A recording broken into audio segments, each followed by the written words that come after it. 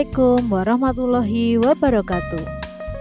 Bertemu lagi dengan saya, Revi Avian dari calon guru penggerak angkatan 9 dari SD Negeri 2 Kebondalem, Kabupaten Banyuwangi. Pada kesempatan ini saya akan memaparkan koneksi antar materi modul 2.1 tentang pembelajaran berdiferensiasi. Apa itu pembelajaran berdiferensiasi? Pembelajaran berdiferensiasi adalah pendekatan yang memungkinkan guru untuk merancang pengalaman belajar yang relevan, menantang, dan bermakna bagi setiap siswa di dalam kelas, sehingga kebutuhan belajar setiap murid dapat terpenuhi. Lalu, bagaimana hal ini dapat dilakukan di dalam kelas? Yang pertama, kurikulum yang memiliki tujuan pembelajaran harus didefinisikan secara jelas. Bukan hanya guru yang perlu jelas dengan tujuan pembelajarannya, namun juga harus dengan murid-muridnya. Yang kedua, bagaimana guru menanggapi atau merespon kebutuhan belajar muridnya. Bagaimana ia akan menyesuaikan rencana pembelajaran untuk memenuhi kebutuhan belajar murid tersebut. Misalnya, apakah ia perlu menggunakan sumber yang berbeda, cara yang berbeda, dan penugasan serta penilaian yang berbeda. Yang ketiga, bagaimana seorang guru menciptakan lingkungan belajar yang mengundang murid untuk belajar, serta bekerja keras untuk mencapai tujuan belajar yang tinggi. Kemudian juga memastikan setiap murid di kelasnya tahu bahwa akan selalu ada dukungan untuk mereka di sepanjang proses belajar mereka. Yang keempat, manajemen kelas yang efektif. Bagaimana guru menciptakan prosedur, rutinitas, metode yang memungkinkan adanya fleksibilitas, namun juga struktur yang jelas, sehingga walaupun mungkin melakukan kegiatan yang berbeda, kelas tetap dapat berjalan secara efektif. Dan yang terakhir adalah penilaian berkelanjutan. Bagaimana seorang guru menggunakan informasi yang didapat dari proses penilaian formatif yang telah dilakukan untuk dapat menentukan murid mana yang masih ketinggalan atau sebaliknya, murid mana yang sudah mencapai tujuan pembelajaran yang ditetapkan. Selanjutnya ada 3 aspek yang harus dipahami berkaitan dengan kebutuhan belajar murid. Yang pertama, kesiapan belajar murid. Yang kedua, minat belajar murid.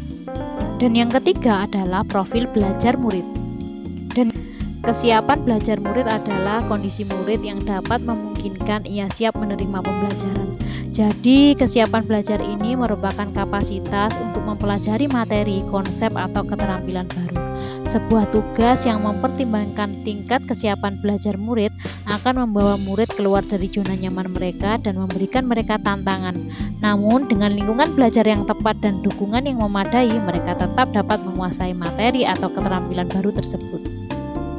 Minat belajar murid adalah suatu keadaan mental yang menghasilkan respon terarah kepada suatu situasi atau objek tertentu untuk menyenangkan dan memberikan kepuasan diri. Minat belajar siswa ini merupakan aspek kepribadian yang menggambarkan adanya kemauan, dorongan yang timbul dari dalam individu untuk memilih objek yang sejenis. Yang selanjutnya adalah profil belajar murid. Profil belajar murid ini dapat berkaitan dengan banyak faktor, diantaranya adalah lingkungan. Kaitannya dengan lingkungan adalah misalnya terkait dengan suhu ruangan, tingkat kebisingan, jumlah cahaya, apakah belajarnya terstruktur atau tidak terstruktur, dan sebagainya. Contohnya, mungkin ada anak yang tidak dapat belajar di ruangan yang terlalu dingin, terlalu bising, terlalu terang, dan sebagainya. Yang selanjutnya adalah budaya. Faktor yang mempengaruhi selanjutnya adalah gaya belajar. Gaya belajar adalah bagaimana murid memilih, memperoleh, memproses, dan mengingat informasi baru. Secara umum, gaya belajar anak ada 3, yaitu visual, auditory, dan kinestetik. Mengingat bahwa murid-murid kita memiliki gaya belajar yang berbeda-beda, maka penting bagi kita seorang guru untuk berusaha menggunakan kombinasi gaya belajar. Teori tentang kecerdasan majemuk menjelaskan bahwa manusia sebenarnya memiliki 8 kecerdasan berbeda yang mencerminkan berbagai cara kita berinteraksi dengan dunia. Sebagai seorang guru, tentunya kita dapat mengidentifikasi kebutuhan murid dengan berbagai cara.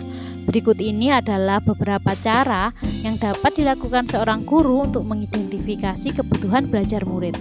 Yang pertama adalah mengamati perilaku murid.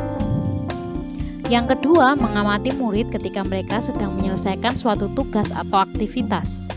Yang ketiga, melakukan survei untuk mengetahui kebutuhan belajar murid. Yang ketiga, berbicara dengan guru murid sebelumnya. Yang kelima, membaca rapot murid di kelas sebelumnya. Dan yang keenam adalah membandingkan tujuan pembelajaran yang ingin dicapai dengan tingkat pengetahuan atau keterampilan yang ditunjukkan oleh murid saat ini.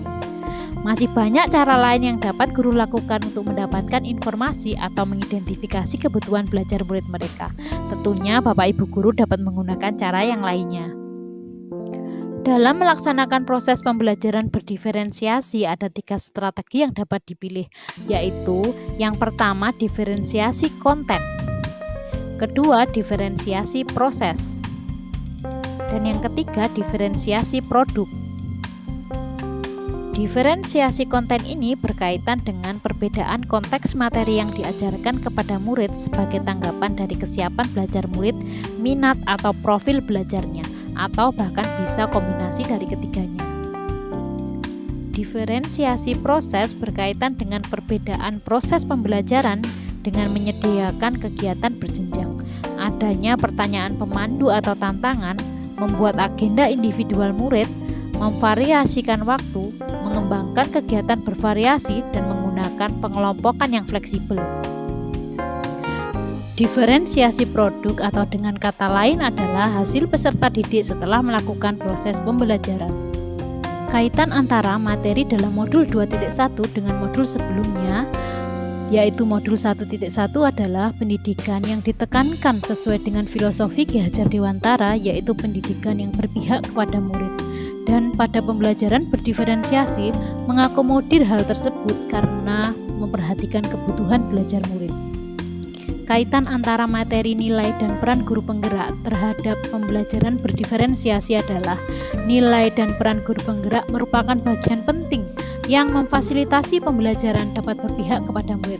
Salah satu nilai yaitu berpihak kepada murid. Hal ini selaras dengan pembelajaran berdiferensiasi yang dapat diimplementasikan di kelas.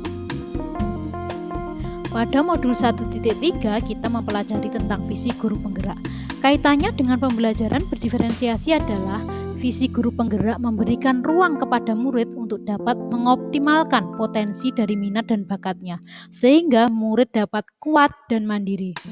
Salah satu metode yang digunakan yaitu pembelajaran berdiferensiasi. Dan yang terakhir adalah kaitan tentang pembelajaran berdiferensiasi dengan budaya positif. Budaya positif yang dikembangkan di sekolah memiliki tujuan membentuk karakter baik pada murid. Hal ini dipengaruhi oleh pembelajaran yang nyaman dan berpihak kepada murid dengan memperhatikan kebutuhan belajarnya. Pada pembelajaran berdiferensiasi melalui konten, proses, dan produk dapat mengoptimalkan hal tersebut. Demikian pemaparan saya tentang koneksi antar materi modul 2.1. Semoga bermanfaat dan memberikan perubahan yang positif. Salam dan bahagia, bergerak, tergerak, menggerakkan. Guru bergerak, Indonesia maju. Wassalamualaikum warahmatullahi wabarakatuh.